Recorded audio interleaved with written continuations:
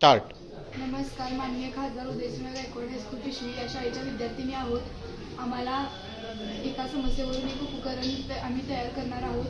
उन्हाळ्यामध्ये लोकांना खूप ऊन लागते व त्या उन्हामध्ये असणारी उष्णता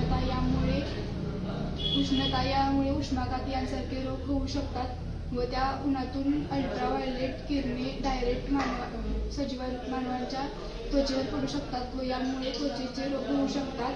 ही समस्या आम्हाला लोकांच्या संपर्कातून सापडली आहे व आम्ही उपकरण तयार करणार आहोत.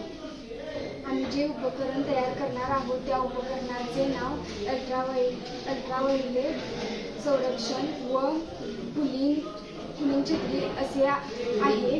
तरी ही छत्री सर्वसामान्य छत्री आहे.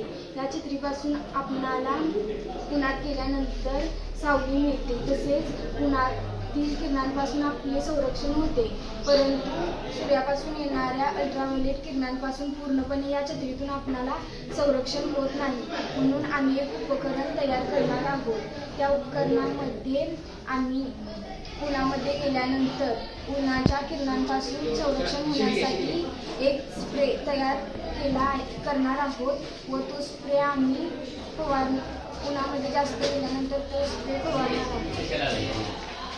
या छत्रीचे कापड आहे ते सर्वसामान्य आहे. या छत्रीला आम्ही अल्ट्राव्हायोलेट प्रतिरोधक कापड लावणार आहोत.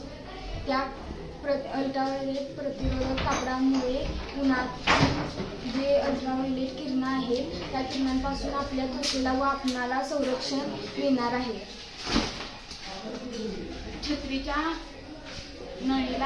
छत्रीच्या नळीत आम्ही पाण्याची टाकी बसवणार आहोत व गाडींना स्प्रे बसवणार आहोत.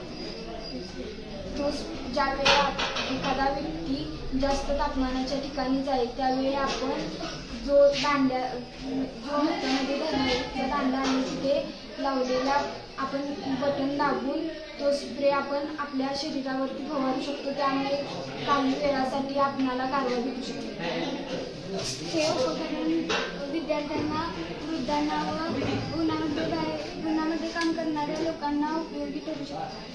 अशी छत्री अस्तित्वात आली तर उष्माघातामुळे मृत्युमुखी पडणाऱ्या लोकांचे प्रमाण कमी प्रमाणात होईल. अल्ट्राव्हायोलेट किरणांमुळे त्वचेचे रोग कमी प्रमाणात होतील.